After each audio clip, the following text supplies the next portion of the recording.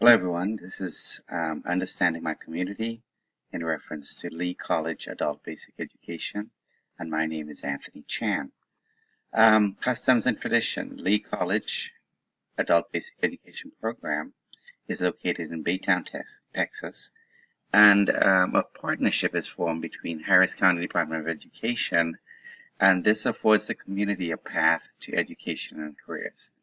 Baytown is located in the Houston metropolitan area and is the third largest city in the Gulf Coast region of Texas. Non-denominational Christian churches greatly impact the city. The city's economy is diverse, with the petrochemical industry playing the most significant role. Since 1988, its Royal Purple Raceway Motorsports Complex has featured National Hot Rod Association races and a weekly drag racing program. In 2014, Baytown estimated population was 76,127. Of its 25 years old and age 25 and older, 74% have attained high school diploma, and some college, and 13.5% have obtained a bachelor's degree or higher. The median household income is $48,191, and its student body is made up of 49% male and 51% female. The city also has a 77% graduation rate. The racial makeup is 45.1% Hispanic, 36% white, 16.3% African American, 0.1% Native American, 0.8% Asian, and 0.2% other races.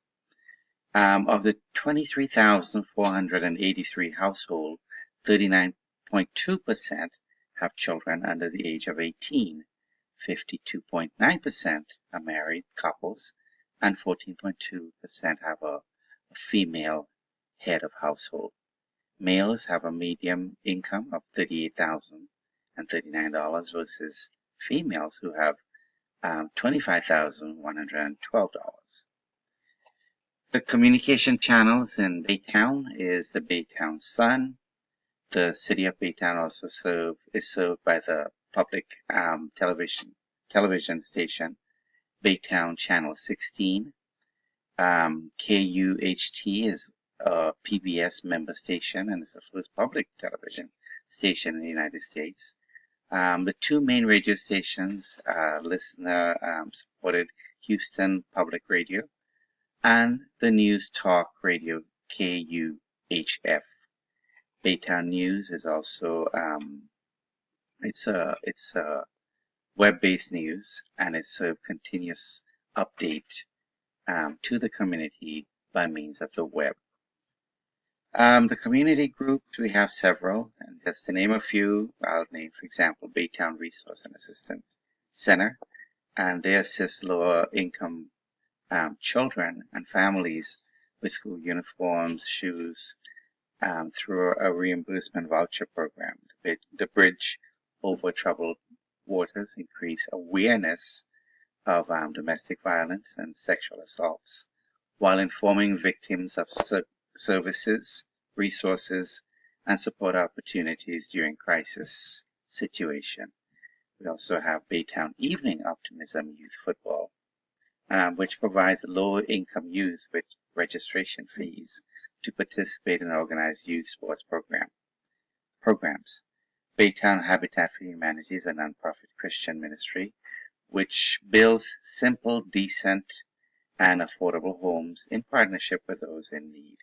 We also have the Workforce Solution, who offers young people a wealth of opportunities to jump their futures on the right foot. These are our leaders. To name a few, we have our mayor. We have the vice president of financial office of Exxon. And we also, moving to the right, we have Tracy Wheeler. She is the president and CEO of Baytown Chamber of Commerce. We also have the assistant pastor, Mark Stafford, of the second Baytown Church. We have the council members. Of course, we have 6 council members, but here I am detailing just 4, which is Mercedes Renteria, Chris Presley, Brandon Capatillo, and Terry Sane. We also have Dr. Christina Ponce. She is the Vice President of Student Success, Workforce and Resource Development at Lee College. We also have Heather Batencourt. She is Phillips Community Relations. And we have Mike Temple, Director of the Workforce Solution. Our community leaders have following characteristics. The mayor wants to take the city to the top while seeking the interests of the community. He creates a productive space to facilitate discussion and make changes. He believes in honesty and integrity. The president and CEO of the Chamber of Commerce promotes community business. We also have the council members who are committed to fostering positive change, and they're great listeners. The pastor, the assistant pastor, he sets future goals and thinks outside the box to implement those goals. The economic conditions. Well, Baytown Industrial Complex is composed of 3 manufacturing sites, a refinery, a chemical plant, and an olefin plant. The chemical company technology and engineering complex, and also a regional downstream engineering office. These facilities provide more than $78.4 million in annual property taxes. According to the Houston Association of Realtors, in the past 5 years, Baytown has seen a 36% increase in home sales and 50% spike in medium sales. Baytown has nearly 800 homes under construction. Older subdivisions are selling out of surplus lots, and the city expects 1,850 new single homes in the next 5 years. Baytown West Chambers Community Economic Development Foundation has supported more than 22,000 construction jobs since 2013. The political structure. The City Council, which is Baytown's legislative and policy-making body, is comprised of 6 elected council members, 1 from each respective district, and 1 mayor who is elected at large. The council members and the mayors are all elected for a term of 3 years, with elections staggering so that no more than 3 members are up for election at any given year. The city manager is also responsible for providing support to the city's elected officials, and to see that the 16 departments that the city has, they're providing and doing, they're being provided for and doing what they should be doing. He oversees the City Public Affairs Office, tourism, grant writing, and intergovernmental relationship, as well as economic development efforts. Social tensions. Since our school services adult returning to finish a secondary education, we do not see much, we don't see really any social tensions. So this is really not an issue. Gangs and cliques are not present with our student body, and racial discrimination is minimal.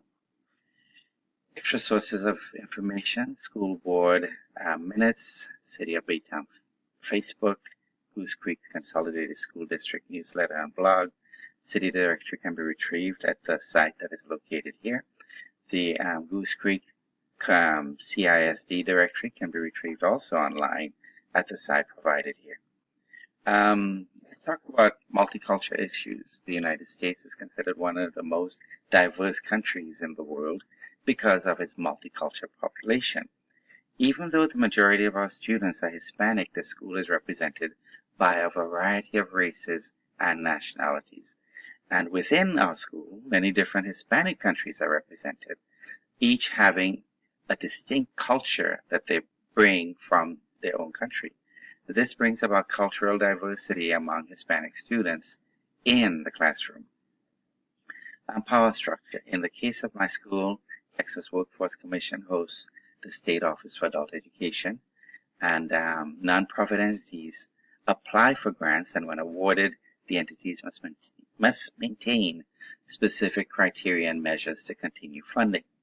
They can also be rewarded for surpassing required performance measures. Measuring public opinion.